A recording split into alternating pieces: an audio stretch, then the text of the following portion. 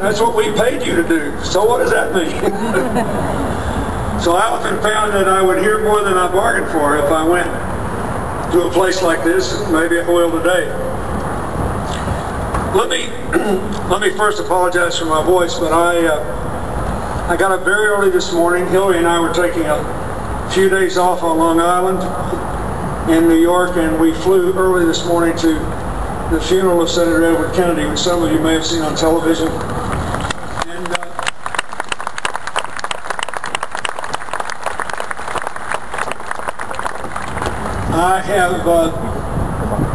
I knew him for more than 30 years. And we worked together. Sometimes we fought. We were on different sides in the 1980 presidential election. But throughout it all, I cherished my relationship with him because he proved that public service was an honorable way to live. And he gave his entire life to trying to make our country and the world a better place. And for that, I'm very, very grateful. It was a beautiful ceremony behind the public face. He carried on a very brave fight against his brain cancer. He lasted a long time, and I hope that his lifetime dream that America finally will follow Canada and every other advanced nation in the world in providing affordable health care.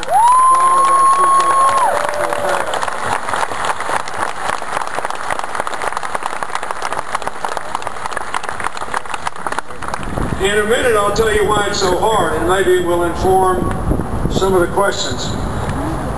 But there's, at a minimum, $800 billion a year less.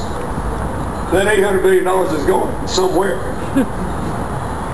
And so when you see all these town hall meetings and you say, what are these people thinking about and who fill their heads full of stuff, you got to understand that there's a lot of economic incentive to keep things either misunderstood and full of fear. So you have these three things. There is the money, the fear factor, the confusion factor. There's another thing that is generic to all change in societies that the great Italian writer Niccolo Machiavelli said, famous you were, you had to play the clubs to make a living. You could not make a living just on your records alone. So in essence, if you decided to become a jazz musician, you were making a policy, and you couldn't do concert tours. That was only for rock and roll. So you had to make a conscious decision that you were going to spend way over half the time being up all night and sleeping half the day.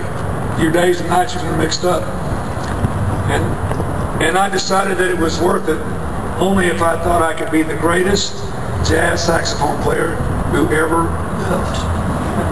And I looked in the mirror when I was 16, and I had to face the fact that if I worked 40 or 50 or 60 or 70 hours a week, and I used to play 12 hours a day till my lips would bleed, I would still never be the greatest that ever was.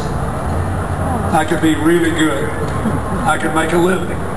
But it wasn't worth giving up the prospect of a normal life and having a family, putting myself at risk of drug addiction and everything else. You know, it does crazy things to you, staying up all night, sleeping half the day, every single day. Then, the other thing I thought about doing, which I really was interested in, was being a doctor, because my mother was a nurse anesthetist, and I'd been going to surgery since I was 12 years old. And I was the only kid I knew that was never repulsed by the sight of blood.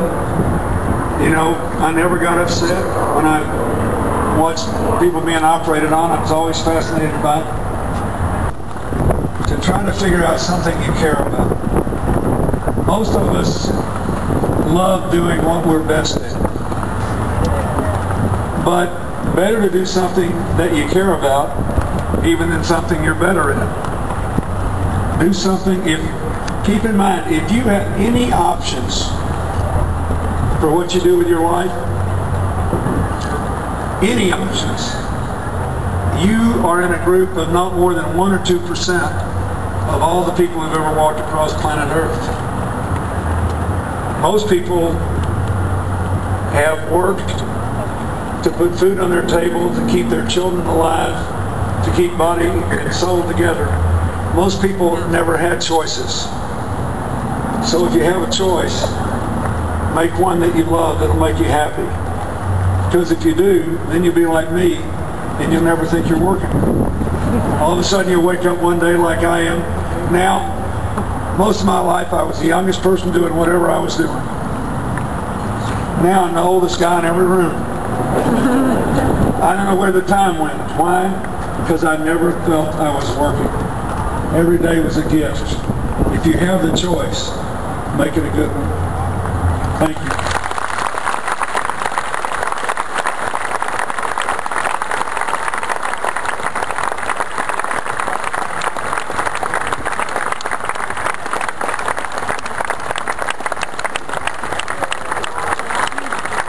Mr. President, on behalf of the staff and the board of the Canadian National Institution, and on behalf of all of these people gathered here today, thank you ever so much. We really